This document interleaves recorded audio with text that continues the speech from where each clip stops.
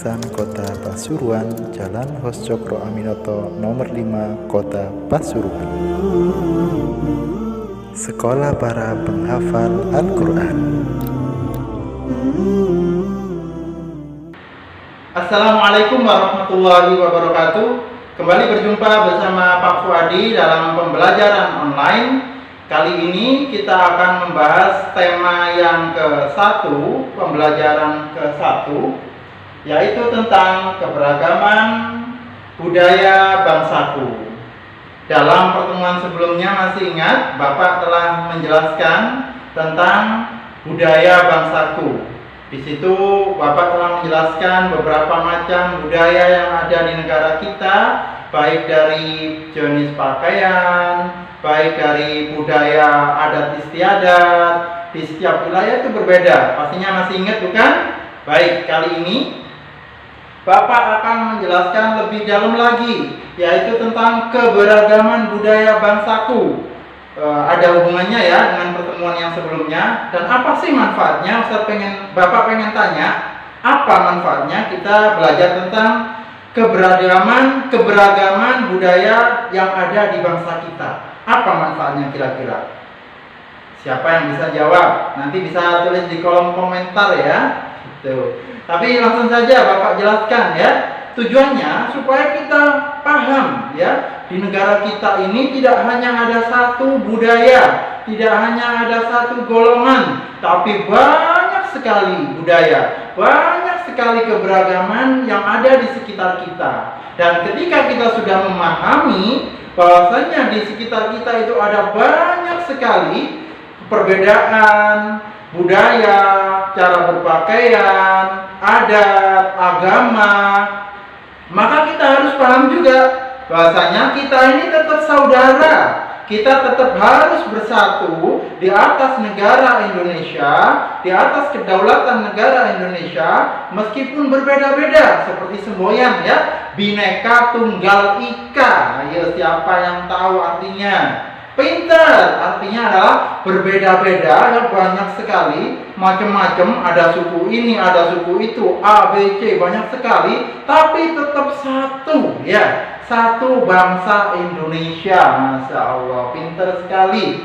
Baik, sekarang Bapak akan masuk ke materi. Di pembahasan pertama, Bapak ingin kita kembali ke zaman dahulu, maksudnya cerita ya, cerita. Jadi zaman Bapak masih kecil itu ada beberapa permainan itu yang di dalam permainan itu sekaligus kita itu bisa belajar tentang perbedaan, keberagaman. Contohnya permainan gobak sodor. Nah, siapa yang tahu gobak sodor? Selain kita bisa bermain, berolahraga, tapi kita di situ bisa belajar tentang keberagaman, ya. Kita bisa bermain dengan banyak teman karena kita tidak biasanya kalau suka main gadget, ya, suka main HP, cuma ada lihat temennya tapi jauh. Tapi kalau permainan zaman dahulu, permainan tradisional itu bisa mengasah kemampuan kita dalam cepat tanggap, olahraga, dan juga bisa membuat kita dekat dengan teman-teman di sekitar kita yang berbeda dengan kita. Mungkin mereka ada yang dari suku Jawa, ada yang dari suku Madura, ada yang dari bahkan mungkin dari luar negeri. Masya Allah, siapa tahu ya. Ada yang dari Cina mungkin, teman kita kan ada ya, bangsa yang dari Cina, mungkin dari Arab ya, ada orang suku Arab. Mereka tetap ada di satu negara kita dan mereka tetap saudara kita. Meskipun mereka bermain dengan kita tahu, oh dia bukan orang Jawa, misalkan kita orang Jawa, atau misalkan kita orang Madura, oh dia orang Madura, oh dia orang Jawa, oh dia orang Cina, berarti bukan saudara kita. Jangan, tidak boleh. Itu tetap saudara kita ya, harus tetap kita bermain dengan dia. Oh dia kulitnya putih, oh dia kulitnya hitam. Jangan ya, tidak boleh. Kita harus tetap bersaudara, itu harus tetap kita pegang teguh. Kira-kira Bapak tanya nih, ada yang tahu nggak tentang permainan ini? Apa sih gobak sodor itu? Kalau belum tahu, saksikan ya video berikut ini.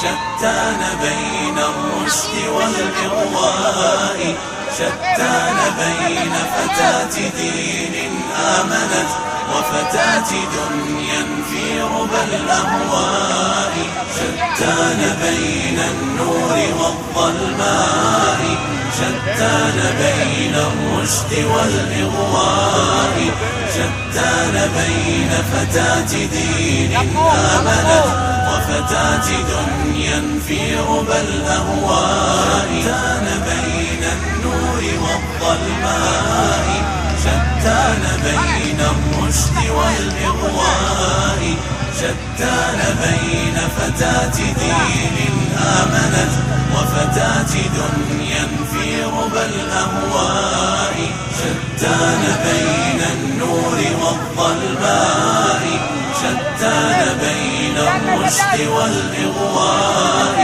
شتان بين فتاة دين آمنت وفتاة دنيا في ربى الأهواء بين النور والظلماء شتان بين الرشد والإغواء. Nah, gimana? Menyenangkan bukan permainannya?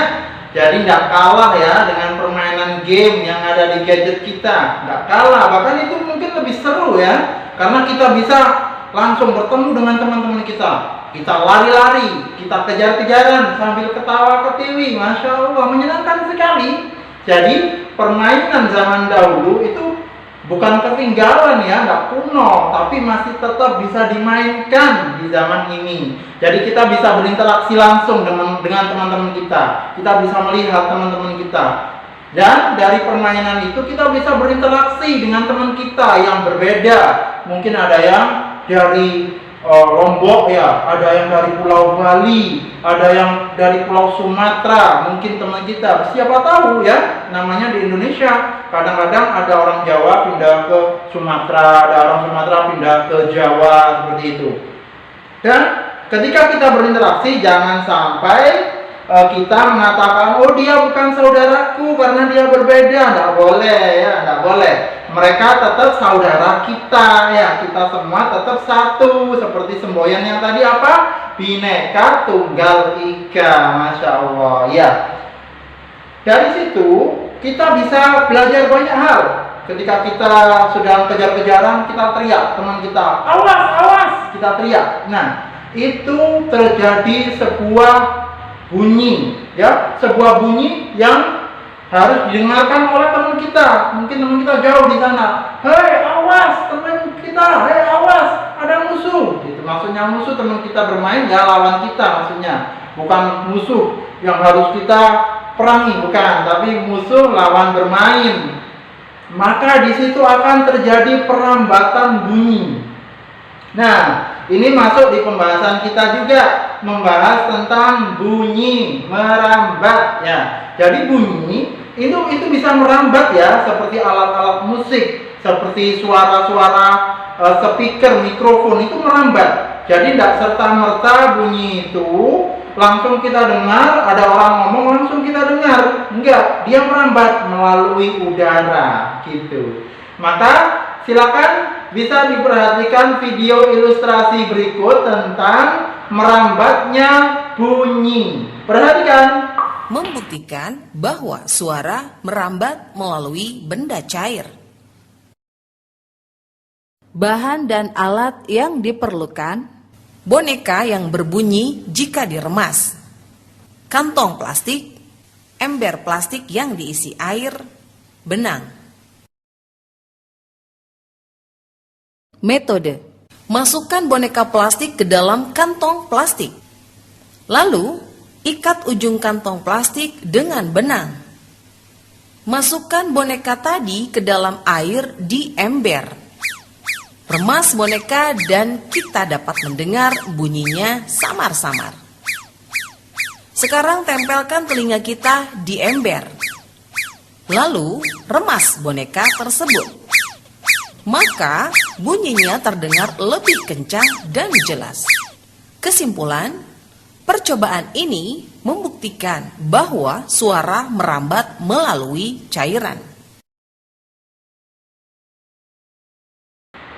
Nah, setelah menyaksikan video tentang ilustrasi bunyi yang merambat, penjelasan barusan ya dalam video itu, sekarang kita bisa memahami ya, pasti semuanya bisa paham ya, kenapa bunyi itu bisa merambat, seperti apa bunyi itu merambat ya. Jadi bunyi itu merambat kayak kalau kita punya tanaman ya, di halaman kita merambat gitu. Tapi tidak sama kayak gitu ya, beda ya bunyi dengan tanaman ya. Baik, kemudian kalian bisa melakukan percobaan di rumah karena posisinya belajar online dari rumah, jadi melakukan percobaannya di rumah ya. Silakan nanti bisa melakukan percobaan tentang merambatnya bunyi ya, seperti pada video tadi, seperti itu. Kemudian sekarang Bapak ingin kalian melihat pada halaman 19 dan 20, di situ ada soal latihan, silakan dikerjakan ya nanti. Seberapa jauh pemahaman kalian tentang tema ini dan setelah Bapak jelaskan tadi, itu seperti itu. Kemudian nanti dari semua pembahasan yang telah Bapak jelaskan dari awal tadi sampai sekarang ini, sampai detik ini, Bapak ingin kalian menyimpulkan ya, menyimpulkan materi apa tentang materi hari ini yang telah Bapak jelaskan. Silakan disimpulkan, silakan ditulis, nanti bisa dikirim via WhatsApp, boleh japri ya, boleh japri ke Bapak. Demikianlah telah usai sudah pembelajaran kita pada hari ini. Semoga bisa memberikan manfaat bagi kalian semua dan semoga bisa kalian pahami dengan mudah. Sebelum kita tutup, sebelum Bapak tutup, kita berdoa terlebih dahulu. Berdoa mulai. Berdoa selesai. Demikianlah untuk pembelajaran hari ini. Assalamualaikum warahmatullahi wabarakatuh.